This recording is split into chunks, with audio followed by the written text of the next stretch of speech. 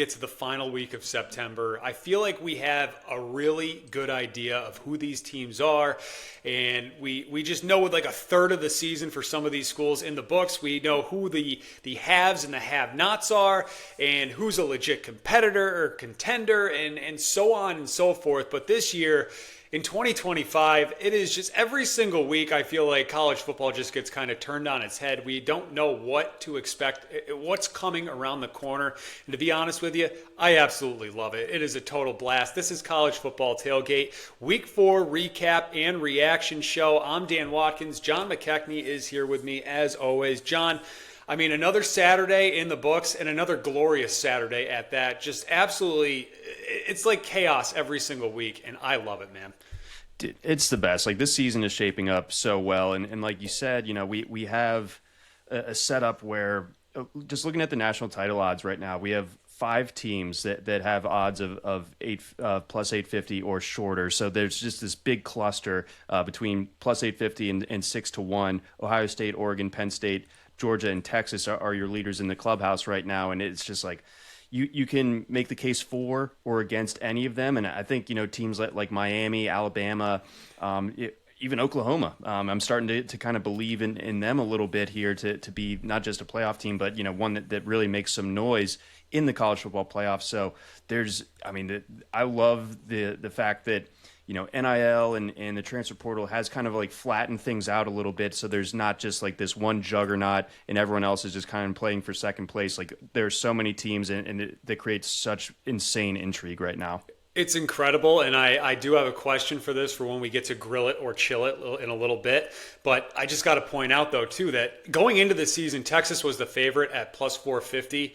We now have 4 weeks of sample size in the books, and no one's odds have gotten short. Like, there's no one shorter than that. Everybody's got the favorite right now is 6-1 with Ohio State. And as you were saying, every single team, I think, in the country has a flaw that you can point to. And it's just, it makes for great television, and it just makes for so much drama, and it's awesome. And I like every single week, you don't know what's going to happen, and it's just, it's great. So anyways, let's move on. Let's talk a little bit about what happened in week 4. And I think we got to start with what I think is the big story of the weekend. And that is Fernando Mendoza. Welcome to the national stage, my man. We talked about this guy a little bit in the offseason, transferring from Cal to Indiana. The dude just absolutely balled out on Saturday as Indiana wiped the floor and then some. With Illinois, I mean, they basically wiped it with their dead carcass. It was like, stop the fight. This man is dead. Please stop. He is just absolutely destroyed. 63-10, the final score there. Mendoza, 21 of 23, nearly perfect, John. 267 yards, 5 touchdowns, no interceptions. Like, absolutely stellar is the only way I can think to put his performance. And, like, they did what they wanted to in that game. Whatever Indiana wanted to do, they did. And yeah, Coach Sig was definitely puffing his chest out as he should have been after that game. Yeah, I mean, Sig is a confident fella, to say the least, but and sometimes it rubs people the wrong way. But man, he shows out on Saturdays. Like, he talks the talk and he walks the walk. Like, the guy is just a winner, dating back to his time at James Madison, and he's turned Indiana, like a team that, like 16 months ago, would we even be mentioning that? They'd probably be getting the same amount of airtime that we give like Stanford or something. But now, like, you know, the Curtis Rourke year, like last year, was amazing. The big question is, you know, are they gonna have that staying power without Rourke? You know, like, I think it's turned out to be an incredible bet on Fernando Mendoza, but we knew that he could be good, but this is like transcendent stuff from him. He is second in the Heisman odds right now, so that's just a huge like jackpot for this Indiana team, and the defense is nasty. I think that Elijah Surratt is one of the best receivers in college football, and yeah, there's just a lot of good momentum. We circled this game back in the summer as like, is Indiana this year's Indiana, or is it Illinois? And now we know for sure it is the Hoosiers. Yeah, it's just like kind of like, hey, we're still here. Like, last year was not a fluke. Okay, we talked about how Coach Sig normally gets really good quarterback play, but we've never seen Coach Sig with a guy that could potentially be like a first-round talent which is what Mendoza is looking like right now at this point. Couple interesting weeks coming up for the Hoosiers. They have back-to-back road games, John, coming up at Iowa and then at Oregon. So we're going to find out even more about this team coming up in the next few weeks. But as of right now, through 4 weeks of this season, Indiana very much looking like they are still a contender to get back to the playoffs. Yeah, no question about it. I'm already looking forward to that Oregon game. That hadn't reached my radar just yet, but I am looking egg on my face about my Oregon call coming into the season. But that doesn't mean I can't adjust on the fly and be really stoked for that game against the Hoosiers up in Eugene in a couple weeks. Week 5 is definitely going to be for adjusting expectations, I would say. So with the slate that we got coming up this weekend, we'll get to that in our Thursday show when we do our Week 5 preview. And by the way, guys, thank you very much for watching. If you have been following along here with us throughout this season as we continue to grow the show, tell your friends. You can find us at College Football Tailgate on YouTube. College Football Tailgate, just search those words on Spotify or Apple. If you prefer the podcast version, we're on there. Our Twitter page at CFB Tailgate 25, and then our just glorious TikTok at CFB Tailgate, which is just, you never know what's going to happen. Right now, there is a heated debate, I would say, that is going on between the location of a certain strip joint in Starkville, Mississippi, or I'm sorry, it's not in Starkville. Maybe it is. Who knows? I'm confused at this point what's going on.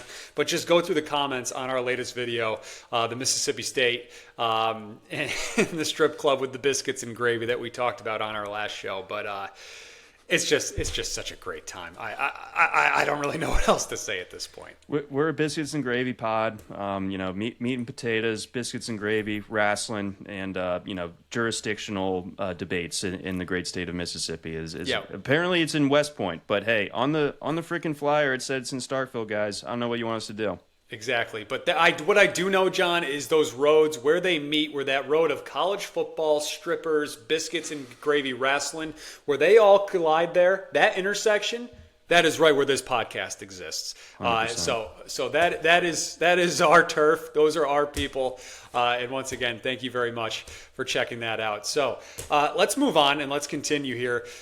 You want to talk about some freshman quarterbacks because some of these guys have been absolutely balling out there. Let's talk about Bryce Underwood. They came up with a big win on the road. I kind of have egg in my face, I feel like, after that one. Apparently, I underestimated the just struggling Nebraska run defense. I think I is how I would put that there. There were some flags and warning signs going into that game that, hey, Nebraska might get pushed around in the run game, and that just absolutely happened because Justice Haynes balled out. But Bryce Underwood had a pretty good showing, too, I would say, on Saturday. Yeah, he was more kind of like in a caretaker type of role. Like I think that they learned some good lessons from that game down at Oklahoma, and were able to apply it in a raucous environment. I think we both gave Nebraska a good chance to win that game outright. They hadn't beaten a ranked team since Nam, it feels like at this point, but it felt like this was going to be that potential kind of breakthrough for Matt Rule and company, and Michigan. I think their bread and butter is going to be the ground game. I think Justice Haynes is proving to be one of the most impactful transfers that we've seen in college football thus far this year. And you know that Michigan is kind of built on the trenches and built to run the ball. And as Underwood matures, I think that we're going to start to see that this offense take another step forward. We're not all the way there yet with Underwood. I think that you watch the tape, the signs are definitely there. Like, this kid is insanely talented, but it still hasn't fully clicked yet against quality oppositions. That's going to be kind of his next hurdle to clear. I'm confident that he'll be able to. Yeah, I agree with you. Like, you can see it's coming. Just like all the signs are all there for that. Michigan's got an absolute stud in the next few years. But big win for them over the weekend. We were on Nebraska money line as a show, and unfortunately that does not come through for us. But anyways, there was some other. Actually, do you want to hit on any other freshman quarterbacks before we talk about the Oklahoma-Auburn situation that happened over the weekend? Yes, I'll throw two at you. I feel like you got to be feeling real good about how CJ Carr is looking so far. I think that definitely.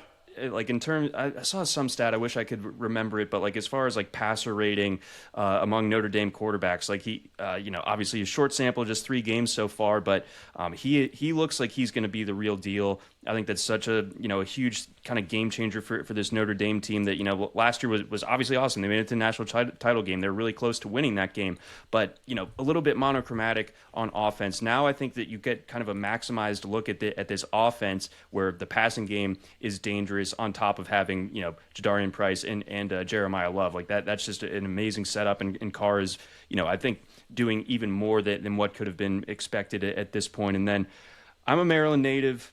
I always pull for the Terps. They're always just kind of this team that you feel good about. You hope they can do their best. And I'm biased because I feel like the talent in that area is pretty loaded, but Maryland oftentimes gets kind of poached in their own backyard. Big programs like Penn State or whatever usually are getting the best players in the state. But Malik Washington stayed home, kid from Archbishop Spalding, and goes into Madison and just kind of wrecks shop. I mean, Maryland, it said a good bit about Wisconsin that game too, but I think if you're Maryland, and we'll get to this in the Monday smoke, but I think Malik Washington looks like he is also the real deal.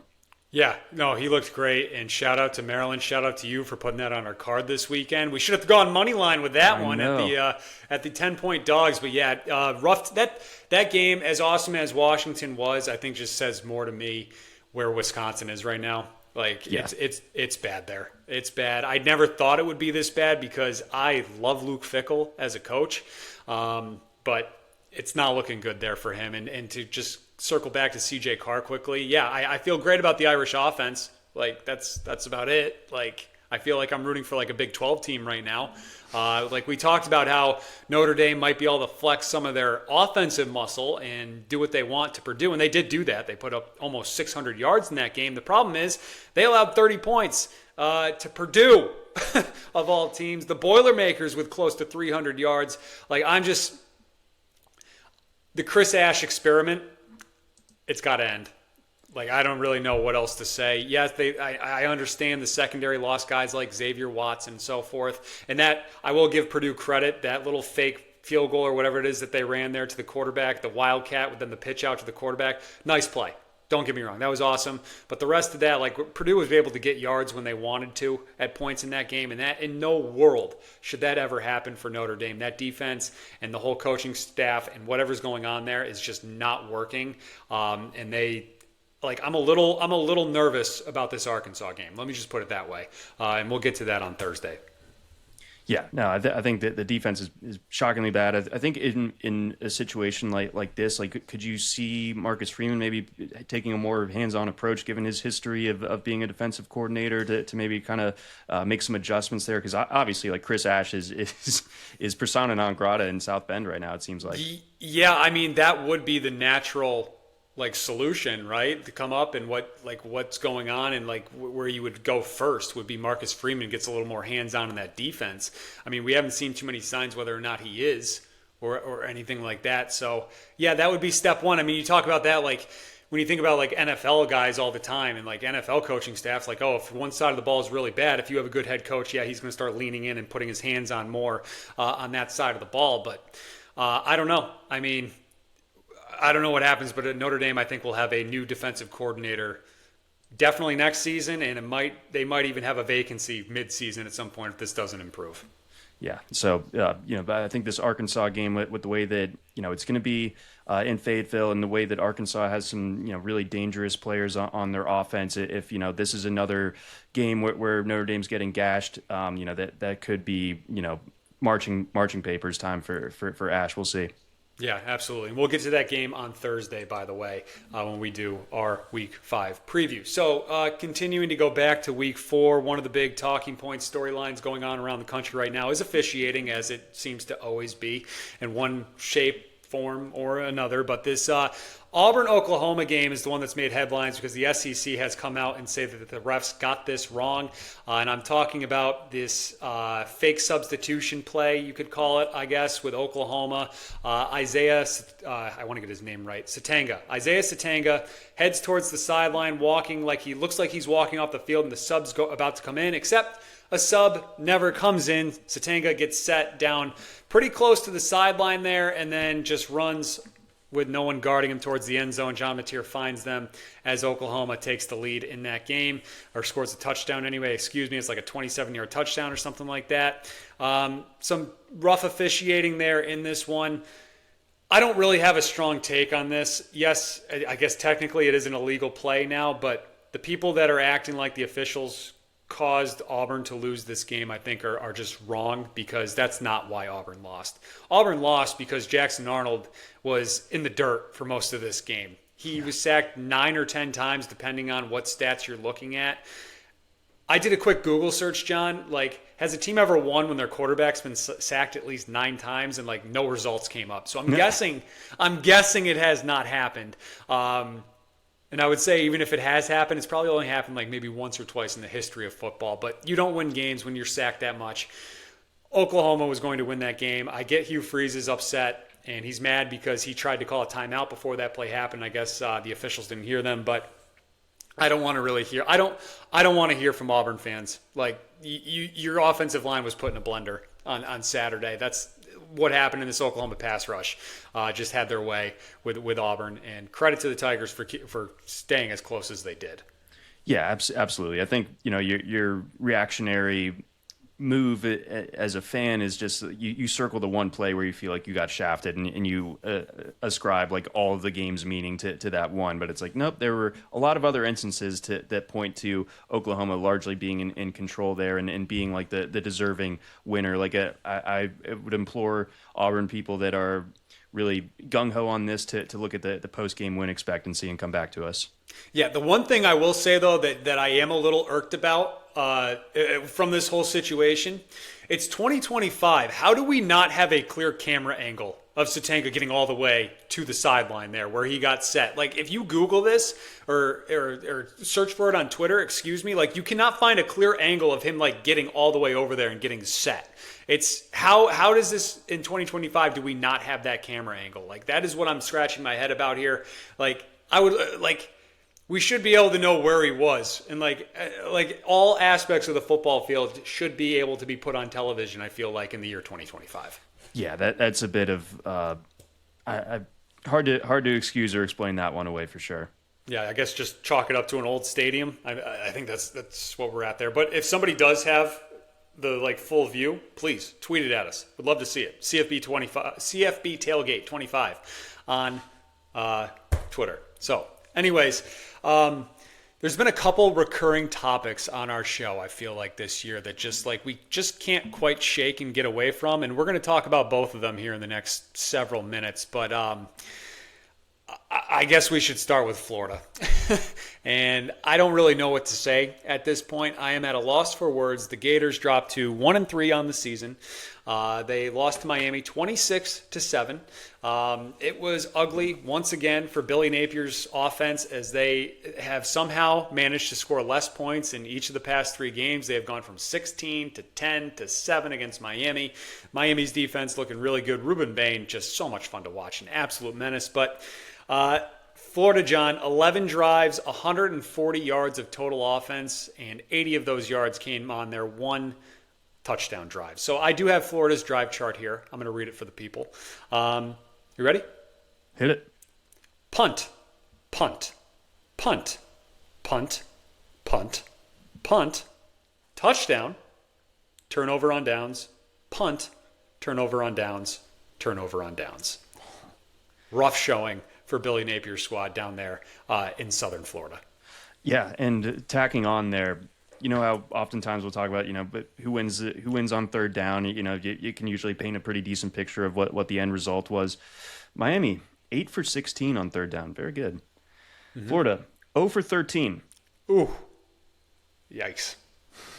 That's not good. Nope. So DJ Lagway, 12 for 23 in this one. The leading 60 receiver. yards?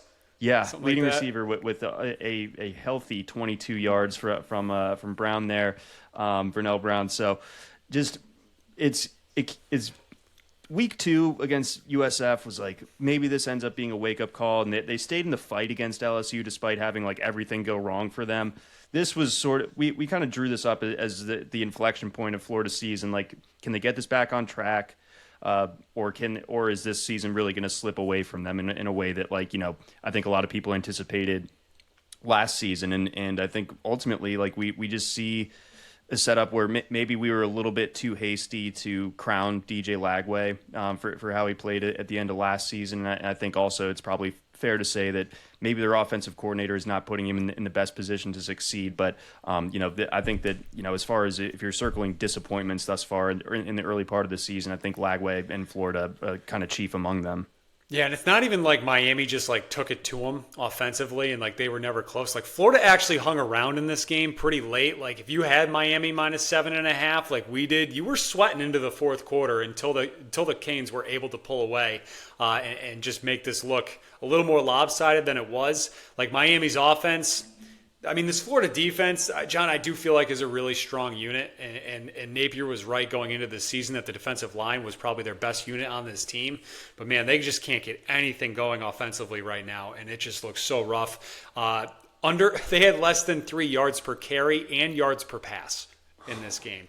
2.8 yards per carry, 2.7 yards per pass, just absolutely brutal for a team to have, especially an SEC team, one with the resources that Florida has at this point. So they have a bye, I believe, going into this Texas game in a few weeks. But, I mean, I'd say they have to figure some things out. But I think by now we know, like, this is what they are. It's just not good. Nope. Not good enough. Famously, like everyone pointed to last year gonna be the end for Napier because of how brutal the schedule was. Now you're playing the same schedule but inverted, and that Texas game is gonna be tough. I know they still have Ole Miss on the docket as well in Georgia. So I mean it doesn't get much easier from here. It was gonna be very important for Florida to maybe get to like 3-1 in the opening month of the season, and we're looking at 1-3 with just pretty brutal showing from them. I got to talk about my guy Ruben Bain though a little bit more here. I mean, Please. we talked about going into this game how if Florida was to pull off this upset, like he would basically have to be invisible. That was not the case. Bain was everywhere. Like in this game, like looking like Bane from Batman, the Dark Knight Rises at this point. Like the guy was just like, there's one play where I think he's double teamed and he just like kind of just shoves his arm out there and grabs the Florida running back and takes him down with one arm as he's being like double teamed by the Florida offensive line. The guy this is going to be very painful for you. For you, exactly. Like it's brutal for Florida, but yeah, Bane. I like he might be my favorite player in the country right now. He's so sick, and you were on the Bane train like before the season even started, and he had the year last year where he was playing through I think a calf injury, and it's like, man, this guy absolute game wrecker. Like I love to see it. It's a lot of fun. Yeah, absolutely. So moving on, let's get to Grill It or Chill It, the second edition here. So basically how this works, if you missed it last week, what we do is we take that stereotypical generic radio sports talk, in or out, buy or sell, and we put a little tailgate spin on it. You throwing this take on the grill and letting it cook, or you shoving it back in the cooler and letting it chill for a little longer. All right, so first one for you, John. Through 4 weeks of the season, we have no idea who's going to win it all, and you prefer it this way. Grill it or chill it?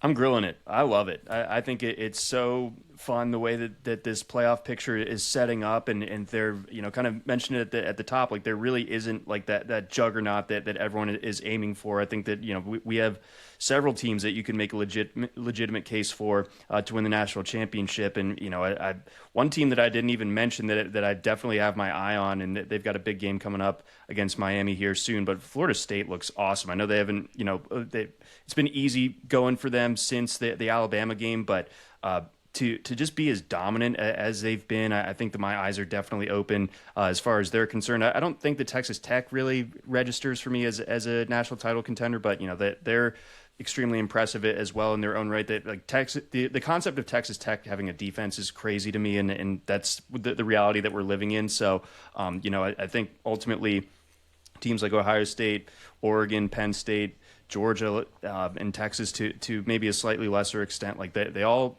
It's easy to make the case for them, but I think that there are legitimate cases to be made against each of those teams as well, and that just sets up a crazy rest of the season.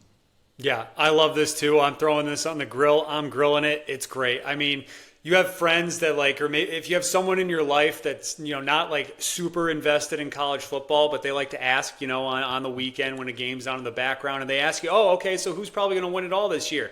And you just turn at them and you go, I don't know. Like, I feel like the entire country's doing that. It's fantastic. I love it. Yeah, no juggernaut, as you were saying. I think this is great for the sport, and it's just going to make for a crazy, chaotic finish to this season because how we look right now with who's where, like, this thing is going to get turned on its head, I think, here multiple times through the next couple of months, and it is just absolutely fantastic. It's the best sport in the world, man.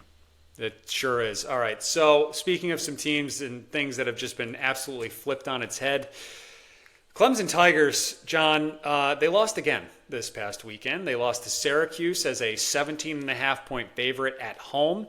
Clemson had over 500 yards of offense in this game, and they lost. Per the Clemson team webpage, their website, the school's website, Clemson is now 128, 3-1 all time in games which they have reached 500 yards. Dabo Swinney has his press conference in the middle of the week last week, which you did a great job summing up on our TikTok page at CFB Tailgate, where he's basically saying, well, if you're sick of winning, then you can fire me. And then they go out and lay an absolute egg the way that they did.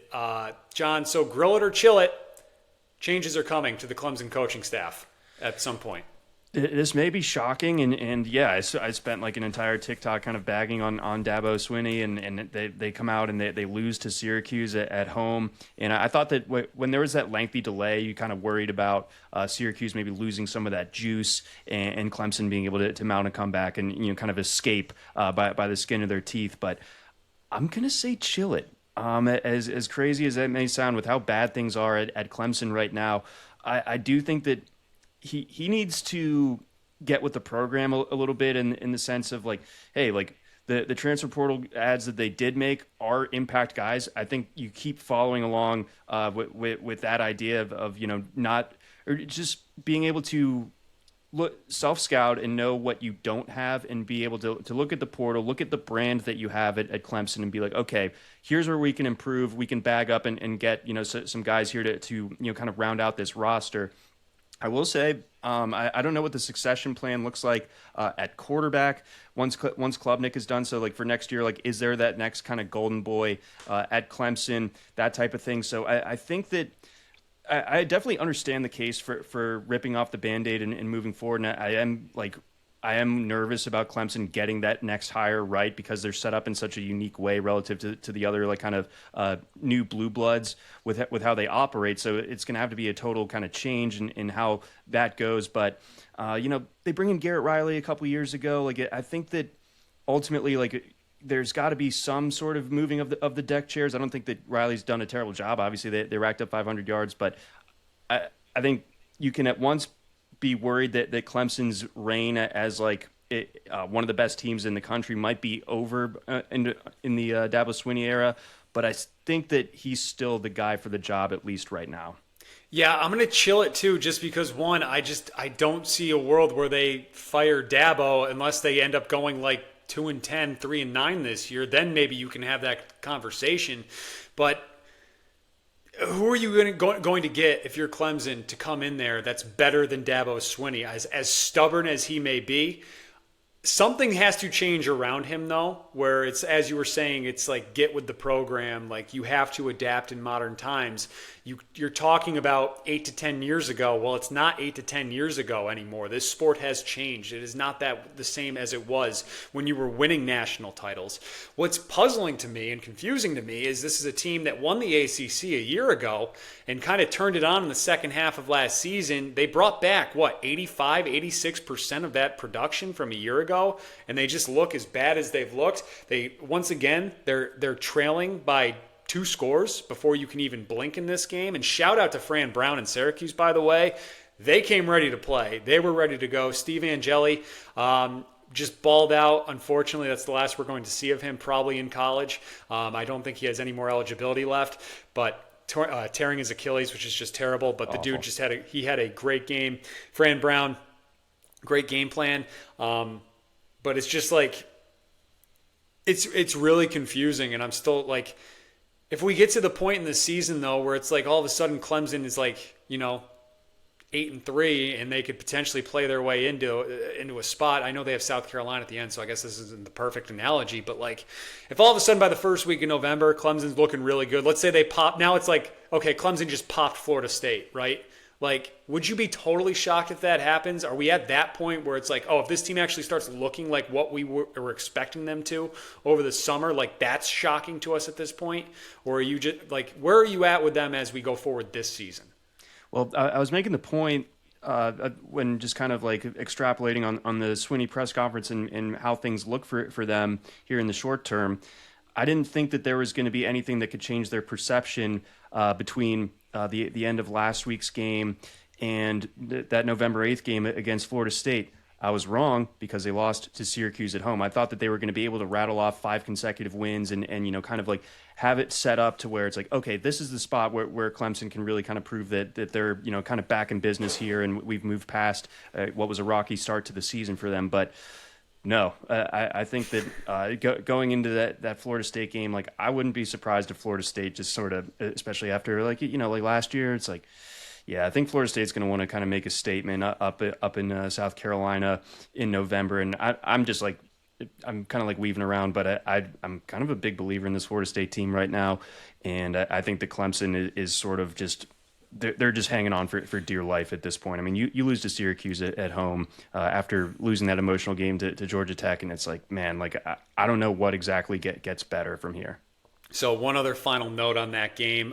Syracuse was fined $25,000 for faking some injuries, I guess, in that game. Cade Klubnik was talking about this after the game. But the same thing I said about Auburn and the officials, and like if you're blaming them, you're looking at the wrong reason why you lost this game. If you're a Clemson fan and you're blaming this loss because Syracuse was faking injuries, and I hope there aren't any of you out there, but that's the wrong reason. That is not why you lost this game. It's more of like just a self-pride, I think, at that point for Clemson. Like, you just not looking good right now. They head into the bye, and they will take on Bill Belichick in North Carolina. If they can't get it right against what that UNC team is doing right now, then okay, yeah, maybe it is time to just like dumpster fire. Like, okay, I don't know. I can't watch this anymore. But anyways, moving on. Arch Manning in Texas figured something out this weekend in their 55-0 drubbing of Sam Houston State. Grill it or chill it? I can't chill this any harder. This is at the bottom of the cooler for me.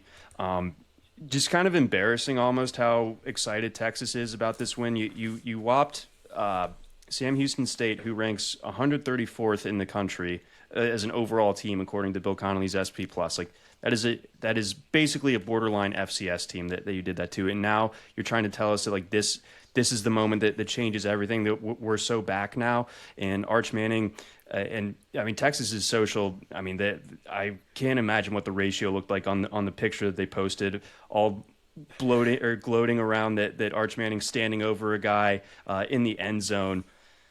Really, like that's like we're hanging our hat on that. And I know that Texas people have also like been really sensitive about getting made fun of for that. They're like, well, the defender was he hit Arch really hard earlier in the game, so he was just flexing back at him. And then Arch had like the weird sort of like freak out on the sideline. It looked like he like shoved a coach or something. Like I don't know what was going on with that. So it's like, you have a burden of expectations at Texas as currently constructed. Like everyone was thinking that they were the national title favorite. The books had them as national title favorite. Arch was the Heisman favorite coming into the year.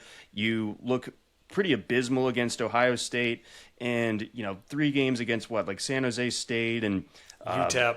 Yeah, UTEP and now Sam Houston. That doesn't change anything. I think that this is still a team that has a ways to go to prove that they are worthy of those preseason expectations. And I think that tweet is an embarrassing kind of emblem of this Texas season right now. It's like, okay, that's what you're flexing over.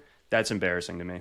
Yeah, chill on this. Like, Texas, this is what you are supposed to do. You are supposed to beat Sam Houston State 55-0. Arch Manning, you are supposed to go 18 of 21 for 309 yards, 3 passing touchdowns, and 2 rushing touchdowns. You are supposed to beat schools like this the way you did Saturday night. So, no, I am not grilling this. I don't think that they're back.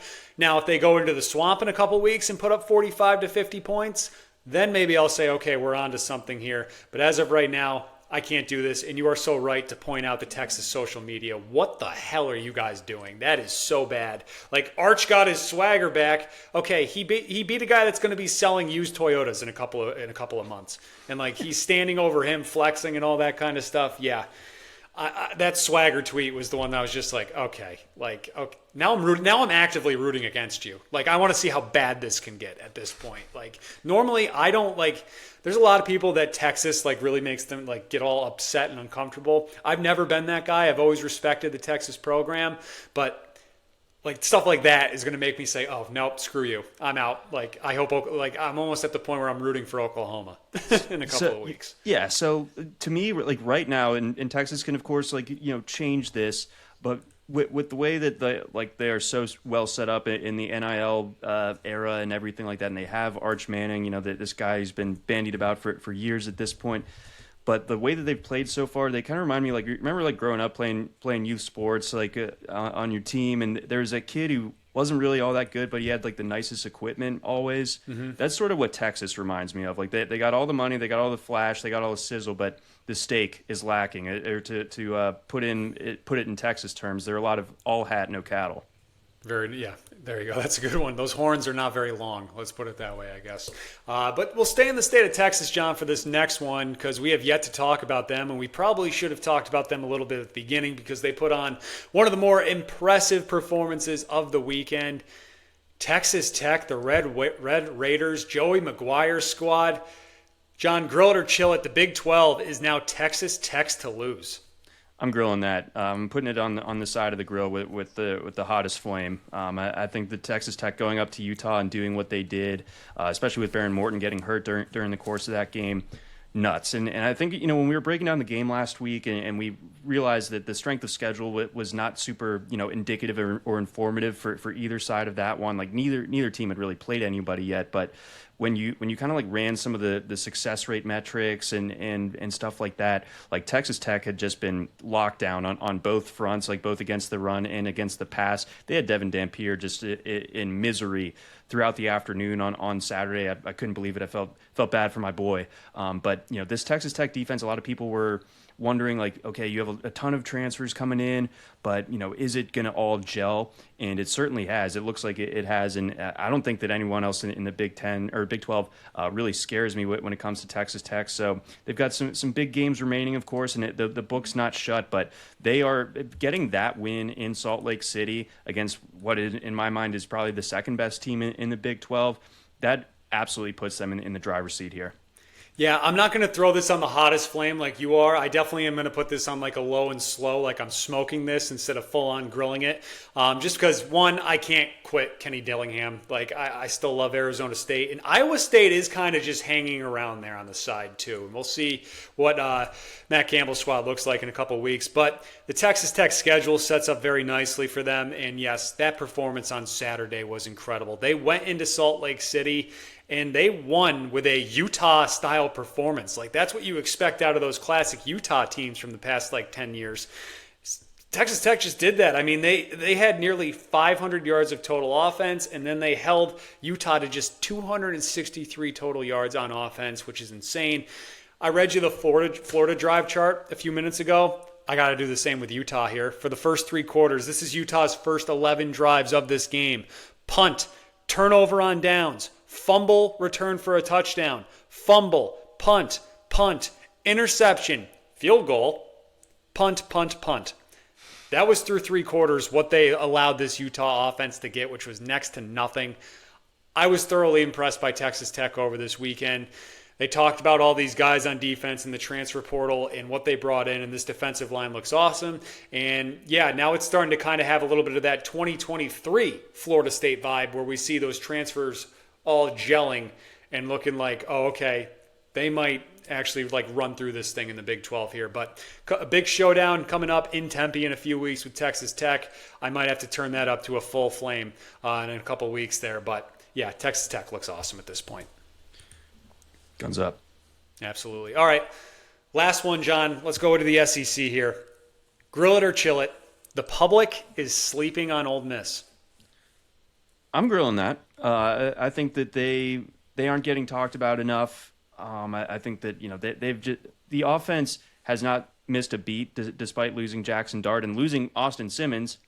Like they're still just printing points. The defense, I'm still gonna continue to be having my eye on it. But we're gonna have to see how that travels during SEC play. But Tulane is a good team. Right, and they just didn't let Tulane do anything offensively, and then Ole Miss was doing whatever it felt like on offense. So I'm not only grilling this, but I'm going to kind of offer you a side here. Do you think Austin Simmons is at any risk of getting Wally pipped here? Because Trinidad Chambliss, I mean, not only on name alone, but the way that he's played, taking over for Simmons, like.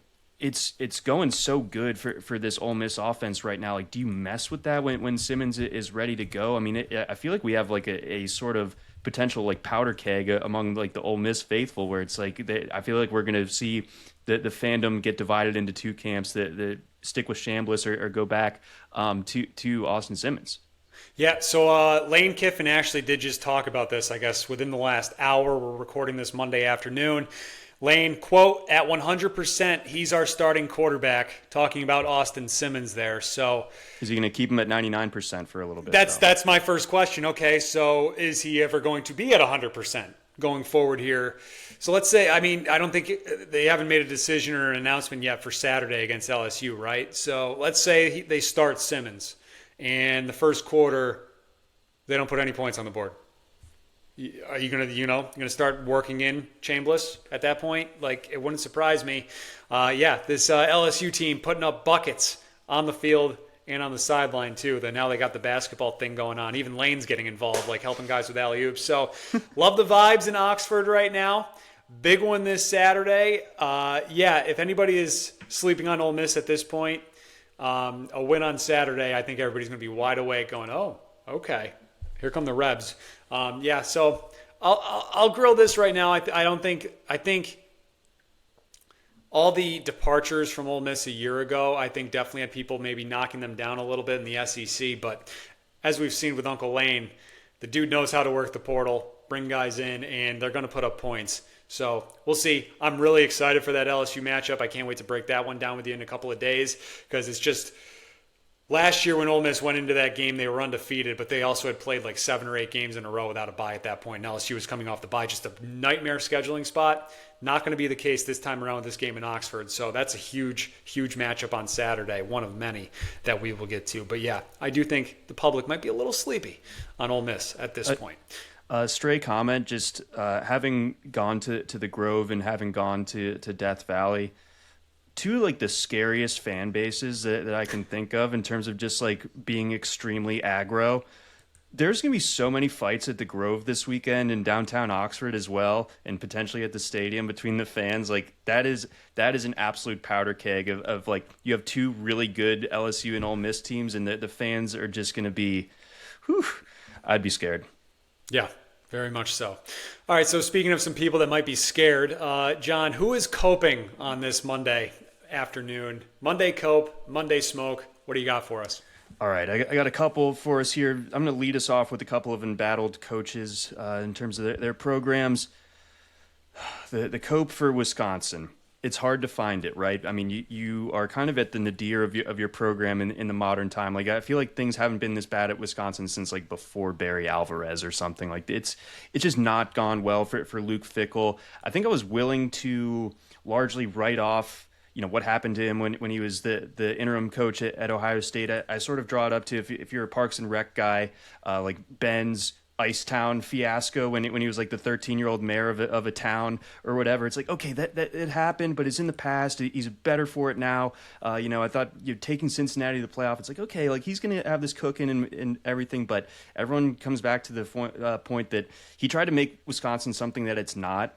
and the end result has just been brutal. I mean, they got the floor mopped, but by Maryland on Saturday, and Camp Randall was about as empty as I've seen it. Like the fandom seems to be kind of quitting on Wisconsin. So the cope is, hey, at least we know exactly what Luke Fickell's buyout is, and it's time to just lean into the Stockholm syndrome, because he unfortunately is going to have you as a hostage for at least another year. Because right now, if they fired him before the end of this season, that's a $25 million buyout. I don't see Wisconsin ponying up to pay that. Or if they did, it'd be deferred into like Luke Fickell's like third lifetime or something at that point. The buyout is going to be north of $10 million for each of the next few seasons, all the way through the 2027 season. So if you're Wisconsin, just lean into being into having that Stockholm syndrome, because you're going to have to deal with Fickell for a little bit here. Yeah, it's just rough days. I almost thought we should have gotten our mutual friend Nick Whalen on for just like a quick little 90-second hit, just to see how the vibes are. I mean, we know they're bad, but I do love hearing from our guy Whalen from time to time just how bad things might be there in Madison. It's just it's ugly with Wisconsin, and I don't see this getting any better anytime soon. No, it's really tough times, and like I think it says a lot that their expected starting quarterback going into the game was a guy that Maryland let walk, Billy Edwards, and he obviously wasn't at 100% for that game either. But yeah, bad stuff in Wisconsin. On the other side of it, with Oklahoma State, that's my next Monday cope. You no longer have to have that existential discussion with yourself. Is Mike Gundy the guy? Is Mike Gundy, or is the end here for Mike Gundy? I think we know it's over. I think losing to Tulsa at home shows you that it's over. I think getting pants the way that you did and crying poor going into that Oregon game and getting completely rocked like that, I think we don't have to ask this question anymore. Like, this is going to be, I think, the swan song for Gundy. I think it's written into his contract that he has to, be involved in setting up the succession plan.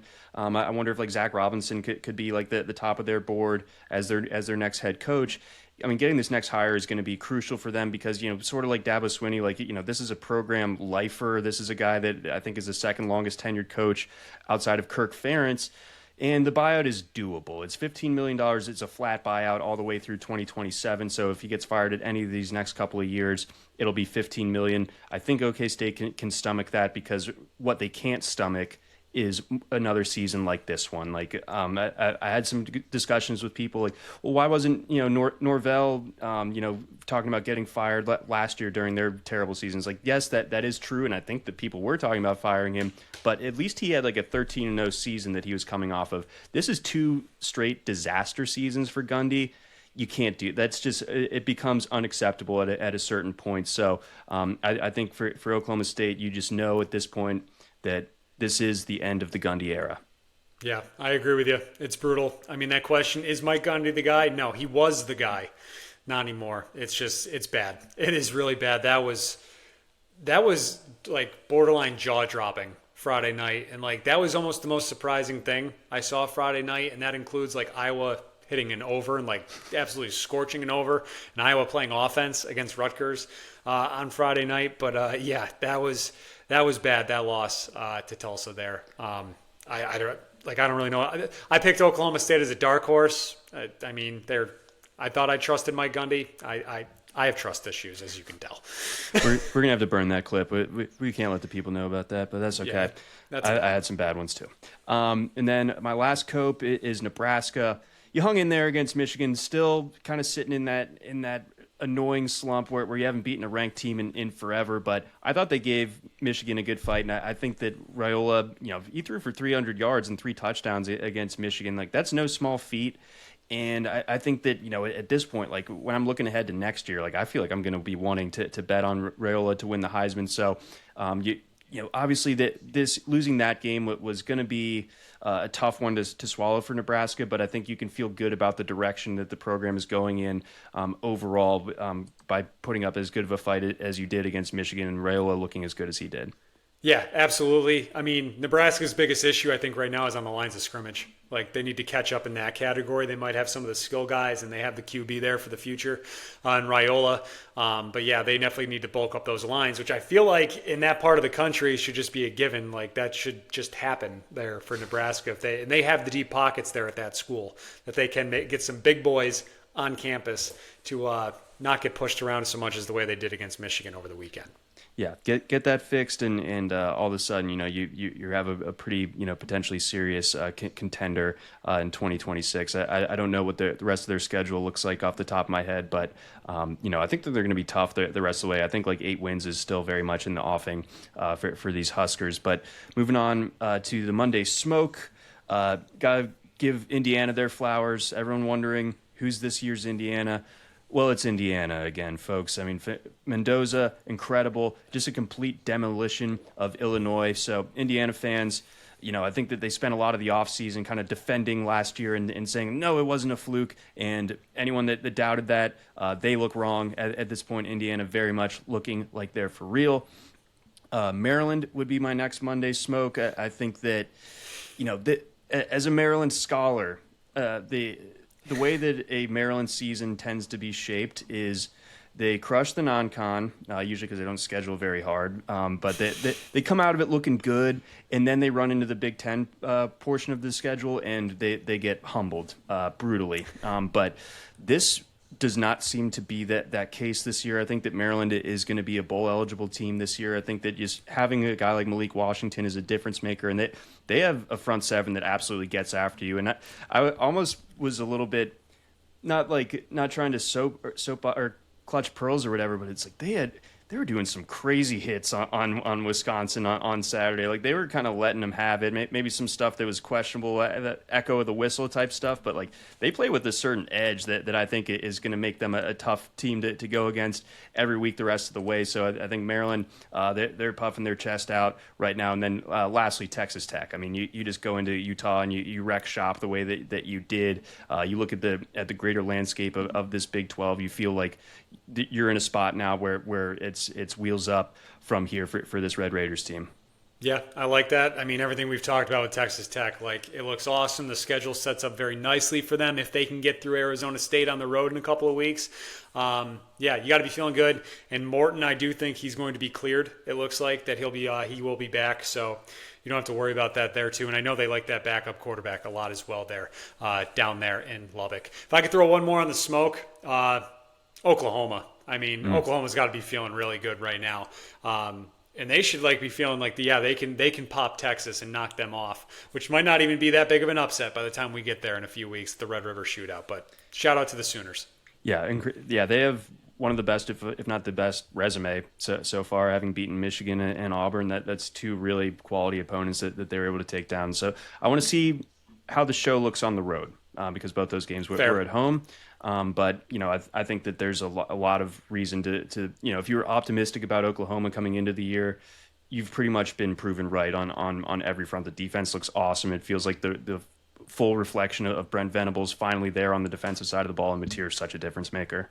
He is, and luckily for him, he gets a nice bye week here where he can just go sit in the ice bath for a while. They still, my big question for them, other than the road thing, is the running back position still. Like, it is still a gigantic question mark, and as you get deeper and deeper into SEC play, we do know you're going to have to run the football at some point with someone other than your quarterback. Yeah, I mean, it's sort of like what you're saying about Nebraska. Like, why do they not have these big corn-fed boys? It feels wrong that Oklahoma doesn't have a dominant running back.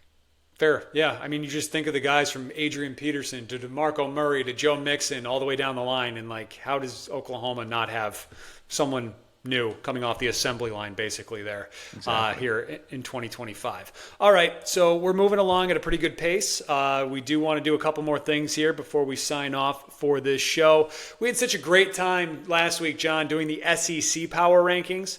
I thought we'd, bounce around to a new conference. So through 4 weeks in 2025, give us your ACC power rankings.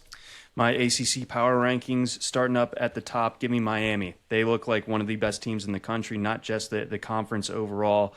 They're going to be hell to deal with on both sides of the ball all season long. I think that they're one of the most complete teams. So Miami, for me, they are the top dog in the ACC. Now that's going to be put to the test by the second team. That's Florida State. I really find myself getting more and more optimistic about this team. I thought that, they kind of like took the fight to Alabama in that season opener. And I think the offense it's really deep and it's really, really explosive. I think that Gus Malzahn hire, I think as the further along that we get into the season, we're going to kind of acknowledge that as one of the shrewdest coordinator hires of this entire cycle. I think he's a perfect fit for Castellanos, and it's really kind of made this just insane concoction of scheme and explosiveness and talent there at Florida State. It's really popping off. So I like the Noles too. Georgia Tech, I think they're just tough customers. I think they're very much in the image of Brent Key and Haynes King. They're hell to deal with. They're really tough. Just ask Clemson, ask anybody.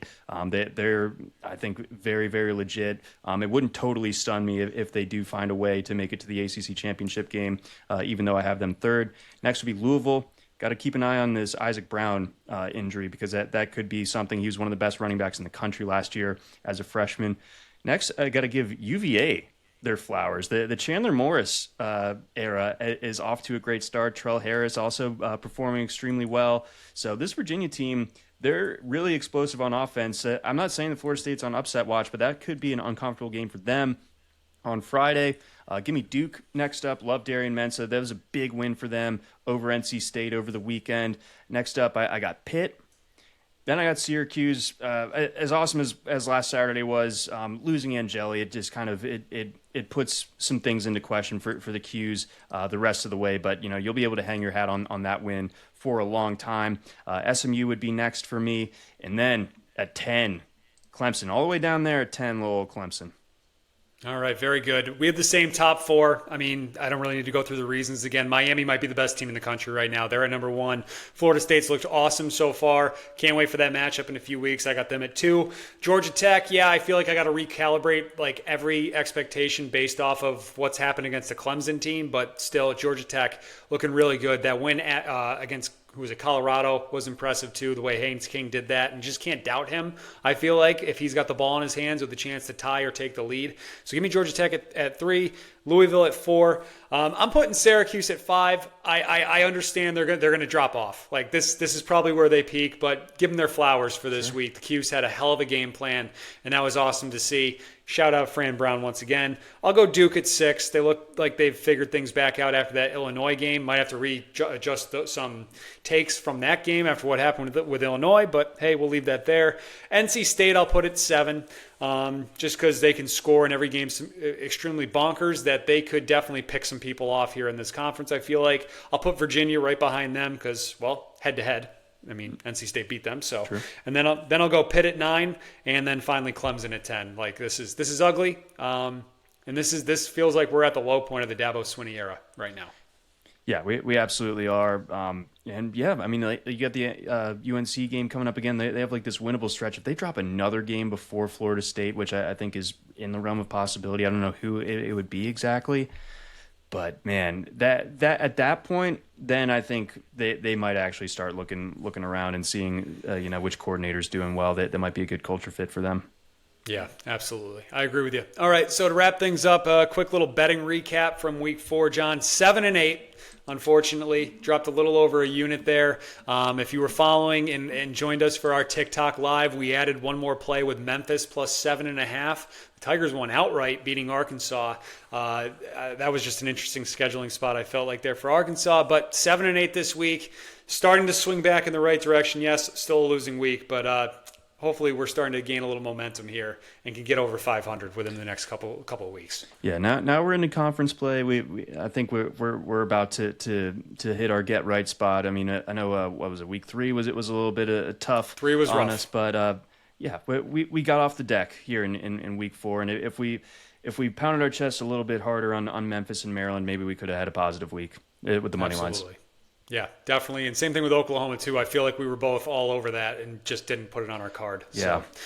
That's unfortunate for us. But anyways, looking ahead to week 5, anything you want to add now, or are you waiting for Thursday? So, I mean, just to kind of reiterate how big of a week this might be like the single biggest week in college football this season. I mean, it's matchups galore. I think that there's like 8 games that I think you could really talk yourself into. And of course, it's headlined by Georgia-Bama. Georgia opens as like a 3-point favorite in that one, or 3.5. I think Penn State is a 3-point favorite against Oregon. That'll be the whiteout game. We got Tennessee potentially in a tricky spot at Miss State. You know, it's biscuits and gravy season down there, if you remember. So keep an eye on that one. We got LSU, Ole Miss. Man, I mean, we are spoiled with the action that we're getting this Saturday. Yeah, absolutely. There's a couple games that I'm like pulling my hair. I don't know which way to go. Like I want to jump on Oregon, getting 3 and a hook, but we've seen these cross-country travel spots have just been so tricky in the Big Ten that I'm a little hesitant to do that there. Same thing with USC going to Illinois on Saturday. That's an early kick. I believe that's big noon.